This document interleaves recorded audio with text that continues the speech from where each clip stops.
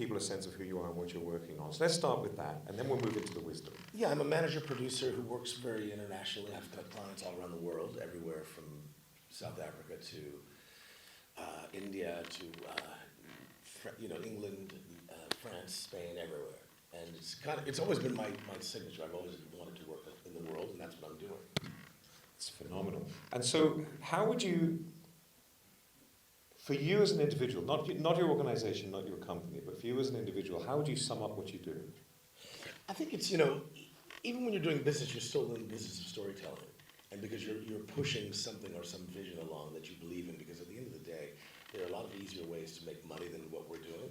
This is a business of passion, of drive, of tenacity, of persistence beyond anything you thought you were capable of when you were young, and you still keep doing it. Sometimes when it even feels like it's going to kill you, you get it done.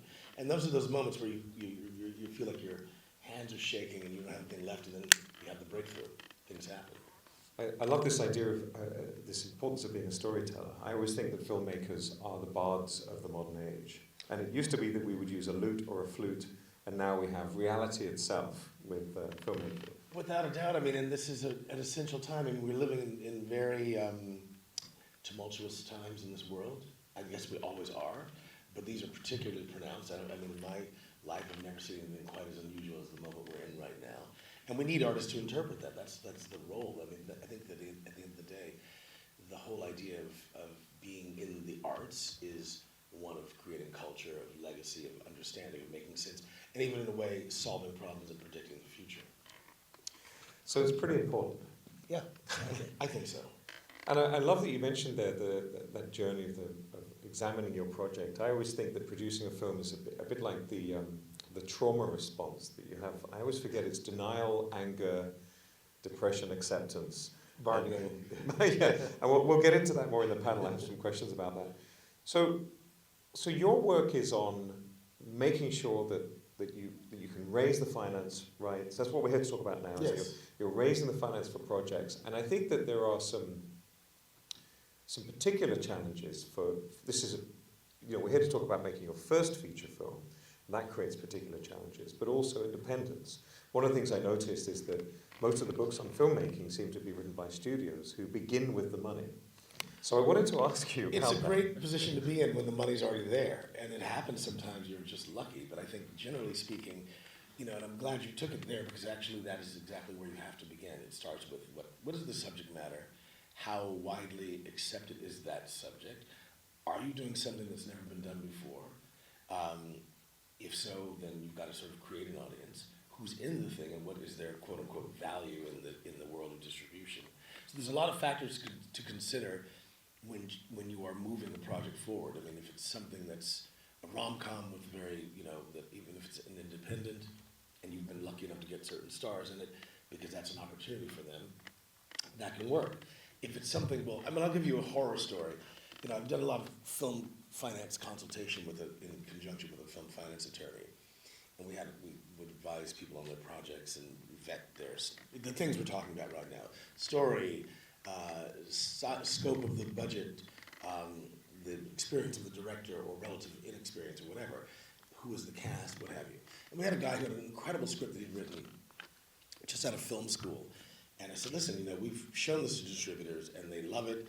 Several of them have made strong, meaningful suggestions that would help you secure your finance, because you're going to have, each one of them has offered 4 to 5 major names, and the fact that you have 3 companies who are responding like this is great.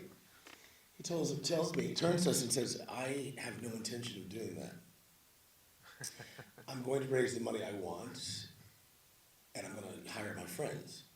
And I said, I'm sure friends are great, but these are all like college students. I said, some of them aren't even really age appropriate to the screenplay, let alone. I said, the days of making stars at Sundance have kind of come and gone. You need to be a little more strategic, put some of them in supporting roles with names, and move your whole group along. You don't know what you're talking about. So this is I feel like what you're touching on is a really critical component of business in life in general these days. Yeah. That it comes down to people who are known and trusted. Yes. And that's the power of the star system, right? They're known and trusted because there's box office numbers to look at. And you can't populate your cast with friends if they're Oh, not you known. can, and this was my advice. I said, if you want to do that, then bring your budget down.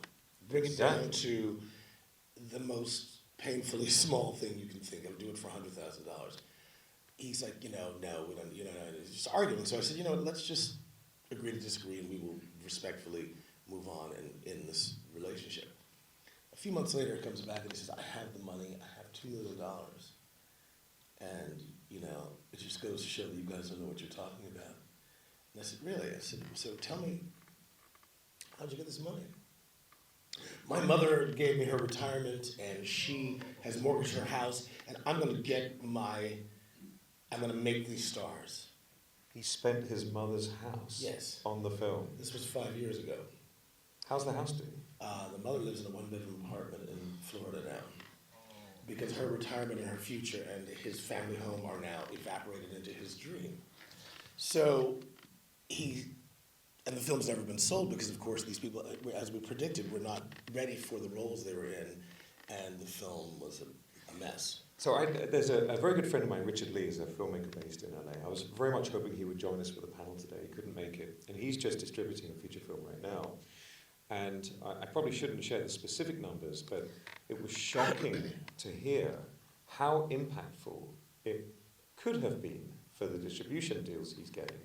You don't need A-list actors, just B-list actors, meaningful recognizable. You could say that character from that each show. Each level has a a set of people that make sense for these budgets. And then that's how you can do things like a pre-sales. I want to back up a little bit. So I've got a difficult question for you.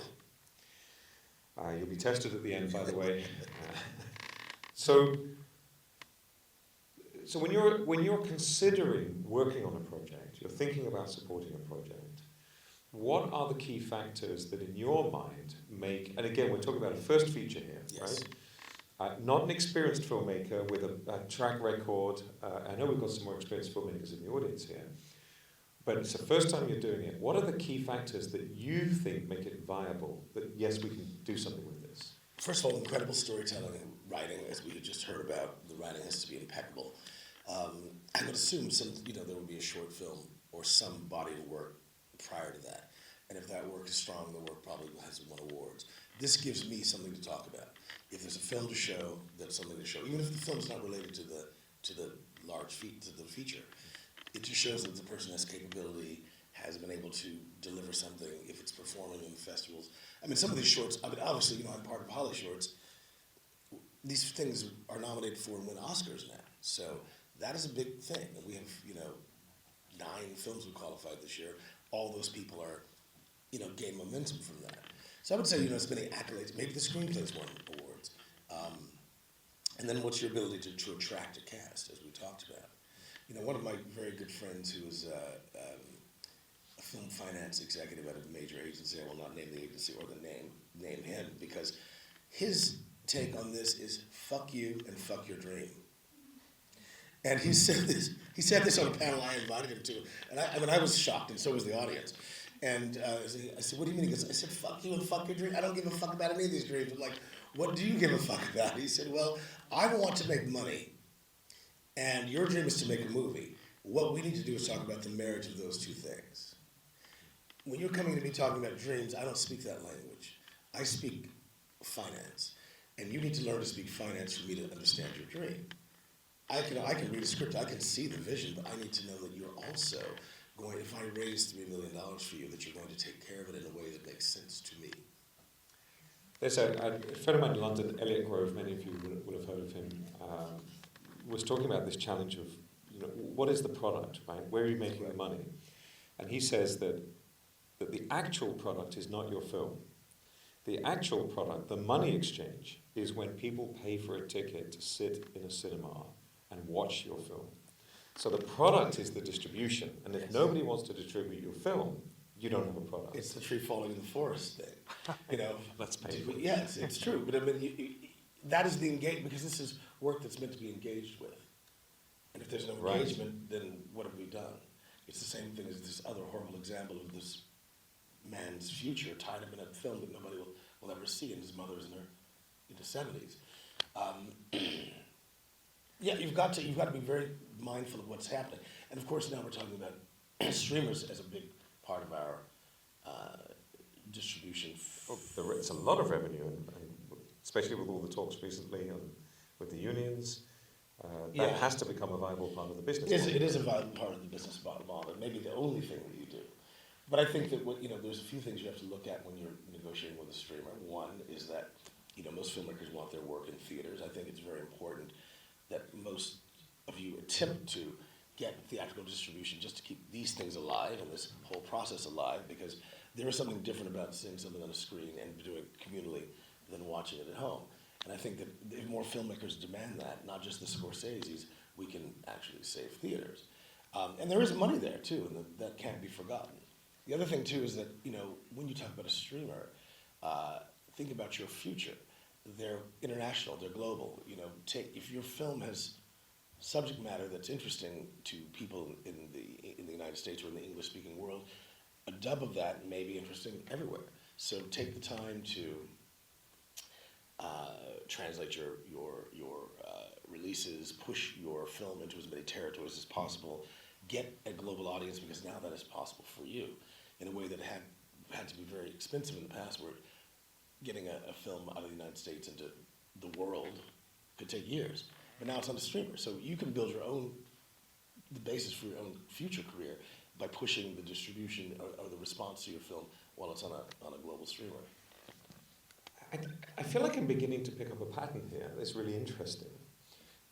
Each of the things you've been speaking about, whether it's persuading actors to work on a project, or great screenwriting, which is so critical, or finding an audience for your film, it seems to come down to, if you have a project that people will care about, and they need to care about it, and there's lots of different reasons why they may care about it, right? So it could be that there's a star that they love to see, and somebody finds out that the star's in the film and they want to see the film. That's the star system. Right. Or it could be a subject matter they care about. But right back at the beginning of the process, you were talking about, we need I suppose the pattern I'm seeing is that we need evidence that people will care about the project. Yes. So, and that includes the evidence that people will care about working with the filmmaker. So my next question then, I was segueing there. Were you impressed by my segue? We haven't seen the segue yet, but here we go. I can't dance, but I can Suzy Q's through a conversation. So for independent, first-time filmmakers who have this challenge ahead of them, right? They need to convince the money people that the money people will make money from them making the film. It's no good just selling the project, now you're not a filmmaker. Right. So what would you say are the particular challenges for first-time feature filmmakers that are distinct from the challenge? Because I remember being heartbroken reading that Spielberg said every project he has to fight to get financed. Yes. And I was just like, I'm in the wrong business. I need to make ice cream or something. So what are the challenges for a first-time filmmaker that doesn't have a body of work? They don't have the connections. They don't have famous actors. What are the challenges that they need to really fix? I think that there's, it depends on where you are. I mean, one of my big criticisms of film schools is that it teaches people how to make films, but it does not teach them, unless they're in a graduate program, how to function inside of the business that they're actually going to be in. Right. And so there's a need to either partner or study, and study even if you have a partner. Don't rely on them entirely. You should learn how to, all these things we're talking about, the language of finance, how deals are done, who's doing what. The big thing is this, though. You can reverse engineer it. There are obviously films out there that you love that may be similar to yours. Who distributed those? Who produced them? Maybe these are people you need to reach out to. I think I would say that, we sometimes overlook the fact that our taste can actually be a very strong guide to a business plan. That, everything's based on emotion, taste, similarities of impulse and drive. Because every film that we're talking about is a persistence of vision of some group of people. So find the people who have a like mind and go out to them. And don't knock on every door. If you know somebody's doing science fiction and you have a rom-com, why bother? If it's something that's very specific and historical, then there are people who do that. And there are people who distribute those very well as well. So you can see from the constellation of films out there, who's taking care of them. You can also study campaigns. What has gotten through to you? And why did you resonate with that? And look at those things and use those to make your plan and make your case before you step up to the bat. The other thing I want to bring up too is that what's interesting about this day and age is that brands are now interested in film. So sometimes you may have a message that is in line with either directly with their product or their philanthropic objectives. There was a great film, a short film done a few years ago called Hair Love, and it was sponsored by Dove Hair Care Products, and it won an Oscar. And it was an animated film, and probably cost them over $1 million for the short, which is an expensive short, but a very cheap commercial. Oh, that's cunning. And an Oscar-winning commercial that people were watching voluntarily with this gorgeous message, because it was about a father, a widowed father, trying to take care of his daughter's hair. Very sweet, very charming, very, like super emotional. And at the end, you find out that Dove has presented this. So just to wrap this up, we have a couple of minutes for Q&A before we move on with the presentations. What I feel I'm hearing from you is that we've got this challenge that film schools teach people how to, the practice of making films. But to finance a film, you have to think about the business. You've got to change the way you think. And I think it's quite difficult to do that in the midst of the process of developing a project and trying to move into pre-production. Your brain is in a different place. So you kind of need to take a break from that, switch to the business mode, and then be ruthlessly realistic about why would anybody care, right? Right. Well, I think there's phases for that. I mean, at one point you need to be mono-focused on the creativity and unself-conscious about it. But when it's done, yes, you need to either partner with or start looking at, who's going to be the next kind of partner or a group of partners. And those people should be chosen very carefully. Fantastic. Right. So I think we have time for a couple of questions. Fire away, you were first. Great. Thank you so much for this information. It's really good. My name is Willie Davis. My question is, I have a screenplay and I've been sending it to actors, and some big name actors, they love it. Lynn Sherman loves it. But then I send it to a few other actors, and their producers get involved or their agents get involved, and they ask me, where's the money? And so it's like, I don't have $10 million or $15 million just to make this film. How do you approach that? I mean, I'll just repeat the question so everyone can hear at the back. If I may summarize the question, this was a question I was going to put to the panel. I probably will again. Chicken and egg, right? How do you get the actor without the money or the money without the actor? What happens when you send a screenplay to an actor and the agent or the manager steps in and says, where's the money? Yeah, in the U.S., most agents, will want to see finance. Otherwise, they don't take it seriously. I would say that you've got to choose an actor who has credibility in the world of producing and partner with them. Because actors know everybody else that's an actor. So a lot of times, one good actor can pull the whole cast in. So that I would say find one that has strong track record and partner with them. Commit to that. When you say partner with them, I mean, let them come on as producing people. Yeah. If they have a production company and a track record of producing, not just in name, but in actual practice. I'm like Viola Davis and Julius Tenen are killing it, and there's probably about 50 or 60 in the I'd say there's probably about 60 strong African American production companies right now that have money, credibility, and consistent track records. So again, it's a question of who's got the taste, what opportunity is your script bringing to them, right? And then, because it does still start with that. I mean, at the end of the day, actors will go, I've never done this, and I like the story it's telling, and it means something to me in my trajectory. That is an absolute genius answer, by the way. I've been asking that question for 20 years, and that's the first time I've heard that proposition, just to actively engage with the actor as a producing partner, and presuming that they believe in the project, they want to get involved. Thank you. We've got time for one very quick one. You go ahead. If you had to choose between going after brand financing or going after private individual or small individual financing for a low budget independent feature, what would you choose? What would you spend your time on? So the question is, if you had to go after branding finance or going to individuals for finance, I suppose the question is, what would you prioritize, right? I go after as many as possible at the same time. You can't rely on anybody until the ink is dry. So you have to have as many lines in the water to catch, and sometimes you got to fish and it'll slip right back into the water. And people, we know what the world is like right now. People are getting fired, there's churn, you don't know. Or the mandate changes. We're about to sign this, but now we don't want to do that anymore. So you don't know. I would say have 40 options. I mean, I may be exaggerating, but you know what I'm saying. Just to echo that, that is a fantastic line. It doesn't mean anything until the ink is dry. This is the face of pain. I'm saying it means that the money's in your account. Yeah, that's actually, the money, I see the money. I've had plenty of contracts where nothing happens, so. Like you put your hand up a couple of times. I know I said we didn't have time, but agreeing with no, you're just next to you. You had a question. Is it a quick one? I'll say yes, I'm just gonna ask it. So, I myself, I write music.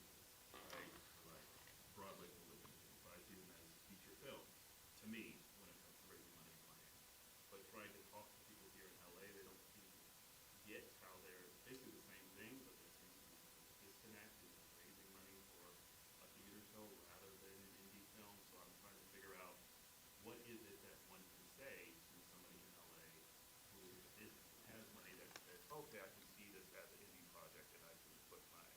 So the question is, how can you approach finance for a musical or a musical theatre? Like what kind of project? Musical theatre. So a live musical theatre performance. It's difficult because that's not really part of the culture here. I would say I would probably go to New York. I mean, you're swimming a little bit upstream here.